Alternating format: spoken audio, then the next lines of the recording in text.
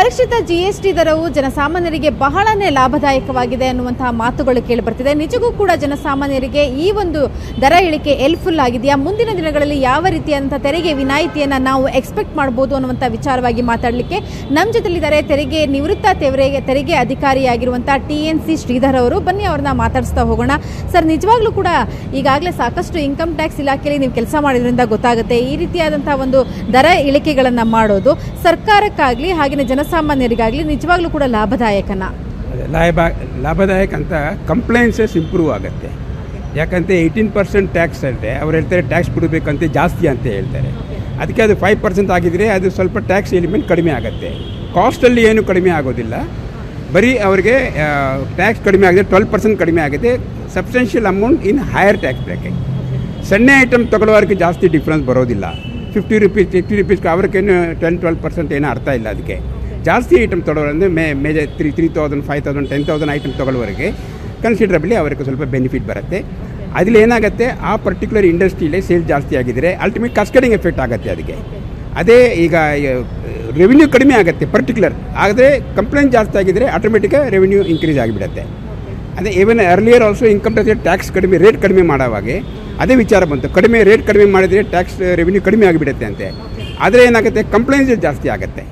ಯಾಕಂದರೆ ಅರೆ ಯಾರು ಕ್ಯಾಶ್ಲೆ ಟ್ರಾನ್ಸಾಕ್ಟ್ ಮಾಡೋದಿಲ್ಲ, ಎಲ್ಲರೂ ಹೋಗಿ ಬಿಲ್ ಕೊಡಿಪ ಅಂತ ಹೇಳ್ತಾರೆ. ಅದೇ ಬಿಲ್ಲಿಂಗ್ಲೇ ಹೋಟೆಲ್ ಹೋಗಿದ್ರೆ 18% ಚಾರ್ಜ್ ಮಾಡ್ತಾರೆ. ಅವ್ರು 5% ಚಾರ್ಜ್ ಮಾಡಿದರೆ 12% 13% ಕಡಿಮೆ ಆಗುತ್ತೆ. ಅದಕ್ಕೆ ಅವ್ರು ಹೇಳಿದ್ರೆ ಓಕೆ ಬಿಲ್ ಕೊಟ್ಬಿಡಿ, ನಾನು ಮಂತ್ಲಿ ಮಾಡ್ತೀನಿ ಅಂತೆ. ಸೊ ಲೈಕ್ ದಟ್ ಇದು ಕಂಪ್ಲೇಂಟ್ಸ್ ಜಾಸ್ತಿ ಆಗಿದ್ರೆ ಆಟೋಮೆಟಿಕಾಗಿ ರೆವಿನ್ಯೂ ಜಾಸ್ತಿ ಕಂಟಿನ್ಯೂ ಆಗುತ್ತೆ ಆ್ಯಂಡ್ ಮೋರ್ ಟ್ರಾನ್ಸಾಕ್ಷನ್ ಬರುತ್ತೆ, ಮೇಲ್ಗಡೆ ಬರುತ್ತೆ. ಪ್ಯಾರಲಲ್ ಎಕಾನಮಿಲಿ ಹೋಗೋದಿಲ್ಲ. ಅದೇ ಸರ್ಕಾರ ಆ ವಿಚಾರ ಇಟ್ಕೊಂಡು ಈ ಕಡಿಮೆ ಮಾಡಿರ್ಬೋದು. ಕೇಂದ್ರ ಸರ್ಕಾರ ಮಾಡಿರುವಂತಹ ಈ ಒಂದು ದರ ಇಳಿಕೆ ಏನಿದೆ, GST ದರಗಳ ಇಳಿಕೆ ಏನಿದೆ, ಸ್ಲ್ಯಾಬ್ಗಳನ್ನ ಕಡಿತಗೊಳಿಸಿರೋದು, ಇದು ರಾಜ್ಯ ಸರ್ಕಾರಕ್ಕೆ ಅನ್ಯಾಯ ಆಗ್ತಿದೆ ಅನ್ನುವ ರೀತಿಯಲ್ಲಿ ಮಾತಾಡ್ತಿದ್ದಾರೆ ಕೆಲವು ನಾಯಕರು. ಹೌದಾ? ಇದು ಏನು, ಇದಕ್ಕೇನು ಸೆಂಟ್ರಲ್ ಗೌರ್ಮೆಂಟ್ ಅಥವಾ ಸ್ಟೇಟ್ ಗೌರ್ಮೆಂಟ್ ಅದು ಎರಡನ್ನೂ ಏನು ಡಿಫ್ರೆನ್ಸ್ ಇಲ್ಲ. ಯಾಕಂದರೆ ಒಂದು ಸತಿ ಕಲೆಕ್ಟ್ ಮಾಡಿದರೆ ಅದನ್ನು ಸರ್ಟನ್ ಪೋರ್ಷನ್ ಸೆಂಟ್ರಲ್ಗೆ ಹೋಗುತ್ತೆ, ಅದರಿಂದ ಅವರು ಸ್ಟೇಟ್ಗೆ ಶೇರ್ ಮಾಡ್ತಾ ಇದ್ದಾರೆ. ಅದು ಡಿಫ್ರೆಂಟ್ ಪ್ಯಾರಾಮೀಟರ್ಸ್ ಇರುತ್ತೆ. ಅದಕ್ಕೆ ಇದು ಸ್ಟೇಟ್ಲಿ ಪ್ರಾಬ್ಲಮ್ ಆಗುತ್ತೆ ಅಂತ. ಅದಕ್ಕೆ ಸ್ಮಾಲ್ ಐಟಮ್ಸ್ಗೆಲ್ಲ ಏನು ಜಾಸ್ತಿ ಡಿಫ್ರೆನ್ಸ್ ಇಲ್ಲ. ಸ್ಟೇಟ್ಲಿ ಏನು ಐ ಡೋಂಟ್ ಥಿಂಕ್ ಅದರಲ್ಲಿ ಏನು ಡಿಫ್ರೆನ್ಸ್. ಇನ್ಫ್ಯಾಕ್ಟ್ ಬೆನಿಫಿಷಿಯಲ್ ಇರುತ್ತೆ. ಯಾಕಂದರೆ ಕಂಪ್ಲೇಂಟ್ಸಲ್ಲಿ ಜಾಸ್ತಿ ಆಗಿದ್ದಾರೆ. ಈಗ ಒಂದು ಭೀತಿ ಇದೆ, ಕಡಿಮೆ ಆಗಿದರೆ ದುಡ್ಡು ಬರೋದು ಕಡಿಮೆ ಆಗಿಬಿಡುತ್ತೆ ಅಂತೆ. ಆದರೆ ಮುಂಚೆ 2 ಜನ ಕೊಟ್ಟಿದ್ದಾರೆ, ಈಗ 4 ಜನ ಕೊಡ್ತಾರೆ. 4 ಜನ ಕೊಟ್ಟಿದ್ದಾರೆ ಅಂತ ಆಟೋಮೆಟಿಕ್ಲಿ ರೆವಿನ್ಯೂ ಇನ್ಕ್ರೀಸ್ ಆಗಿಬಿಡುತ್ತೆ. ಸೊ ಅದು automatic over A period it get adjusted and proper Janata response ಮಾಡಿದರೆ ಈ ಕಂಟಿನ್ಯೂ ಆಗುತ್ತೆ. ಅಗರ್ ರೆಸ್ಪಾನ್ಸ್ ಮಾಡಿಲ್ಲ, ತಿರ್ಗಾ ಅದೇ ಪ್ರಾಬ್ಲಮ್ ಇದ್ದರೆ ಇನ್ಕ್ರೀಸ್ ಮಾಡ್ಬೋದು ಸರ್ಕಾರ, ಆಮೇಲೆ ನೋಡೋಣ. ಈಗ ಹೇಳಕ್ಕೆ ಆಗೋದಿಲ್ಲ. ಈಗ ಆಟೋಮೊಬೈಲ್ ಉದ್ಯಮಗಳು ಕೂಡ ಮತ್ತಷ್ಟು ಚೇತರಿಕೆಯನ್ನು ಕಾಣುವಂಥ ಸಾಧ್ಯತೆಗಳಿದೆ. ಯಾಕೆಂದರೆ ಅಲ್ಲಿದ್ದಂತಹ ಒಂದು ದೊಡ್ಡ ಪ್ರಮಾಣದ ಒಂದು 18% GST ಅಂತ ಹೇಳ್ಬೋದು, ಅದನ್ನು ಸಂಪೂರ್ಣವಾಗಿ ಕೊಲ್ಯಾಪ್ಸ್ ಮಾಡಾಕಿದ್ದಾರೆ. ಅದನ್ನು 12%ಗೆ ತಂದು ಇಟ್ಟಿದ್ದಾರೆ. ಸೊ ಹೀಗಾಗಿ ಕೊಳ್ಳುವವರು ಸಂಖ್ಯೆ ಜಾಸ್ತಿ ಆಗುತ್ತೆ ಅನ್ನುವಂಥ ಮಾತುಗಳು ಕೇಳಿಬರ್ತಿದೆ.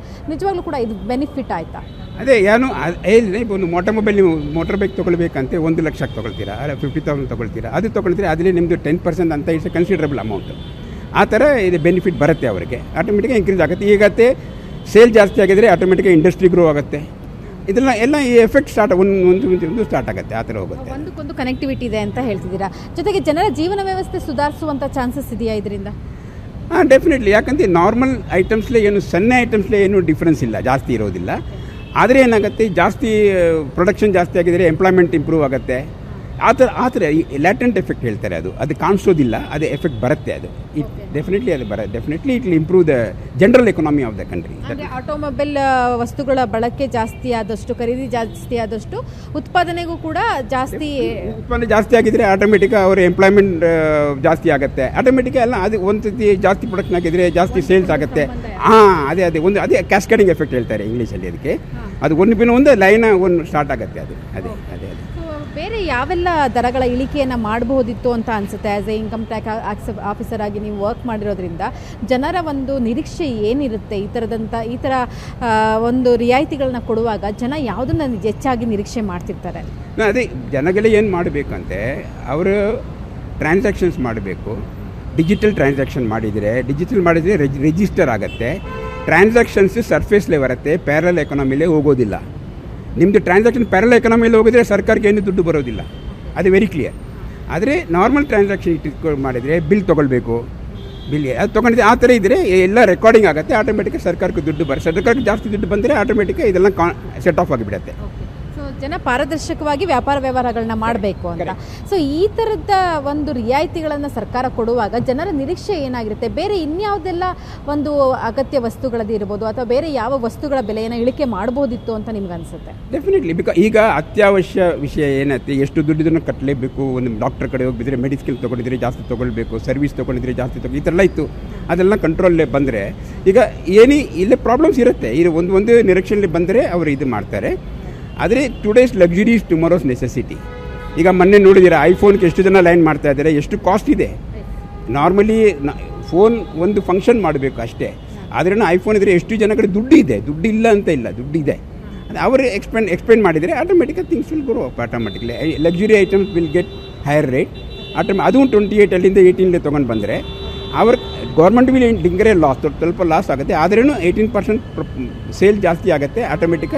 ಈಗ ಅದೇ ಪ್ರೊಡಕ್ಷನ್ ಆಫ್ ಐಫೋನ್ ಇಂಡಿಯಾಲೇ ಆಗಿದ್ರೆ ಅದು ಹೆಚ್ಚಾಗಿದ್ರೆ ಆಟೋಮೆಟಿಕ್ ಬಿಸ್ನೆಸ್ ಇನ್ಕ್ರೀಸ್ ಆಗುತ್ತೆ, ಎಲ್ಲ ಕರೆಸ್ಪಾಂಡಿಂಗ್ ಎಫೆಕ್ಟ್ ಇನ್ಕ್ರೀಸ್ ಆಗುತ್ತೆ. ಅದೇ thank you so much sir. So ಇದು ತೆರಿಗೆ ಅಧಿಕಾರಿಯಾಗಿ ಕಾರ್ಯನಿರ್ವಹಿಸಿರುವಂತಹ ನಿವೃತ್ತ ತೆರಿಗೆ ಅಧಿಕಾರಿ ಶ್ರೀಧರ್ ಅವರ ಮಾತಾಗಿತ್ತು. ಸೊ ಈ ರೀತಿಯಾದಂತಹ ಒಂದು ವಿನಾಯಿತಿಗಳಿಂದ ಜನರು ಕೊಳ್ಳುವ ಒಂದು ರೀತಿಗೆ ಜಾಸ್ತಿ ಒಪ್ಕೊಳ್ತಾರೆ, ಹೆಚ್ಚಿನ ವಸ್ತುಗಳ ಖರೀದಿಗೆ ಅವರು ಒಪ್ಕೊಳ್ತಾರೆ. ಹಾಗಾಗಿ ಉತ್ಪಾದನೆಯು ಕೂಡ ಜಾಸ್ತಿ ಆಗುತ್ತೆ, ಎಂಪ್ಲಾಯ್ಮೆಂಟ್ ಕೂಡ ಜಾಸ್ತಿ ಆಗುತ್ತೆ. ಒಂದು ಒಳ್ಳೆಯ ಉದ್ದೇಶದಿಂದ ತಂದಿರುವಂತಹ ಒಂದು ತೆರಿಗೆಯ ಒಂದು ಪರಿಷ್ಕರಣೆ ಆಗಿತ್ತು. ಸೊ ಹಾಗಾಗಿ ಇದರಿಂದ ದೇಶದ ಅಭಿವೃದ್ಧಿಗೂ ಕೂಡ ಸಹಕಾರಿಯಾಗುತ್ತೆ ಅನ್ನುವಂತಹ ಮಾತುಗಳನ್ನು ಹೇಳಿದ್ದಾರೆ. ಕ್ಯಾಮ್ರಾ ಪರ್ಸನ್ ನಾಗರಾಜ್ ಜೊತೆ ರಕ್ಷಾ, ಏಷ್ಯಾನೆಟ್ ಸುವರ್ಣ ನ್ಯೂಸ್, ಬೆಂಗಳೂರು.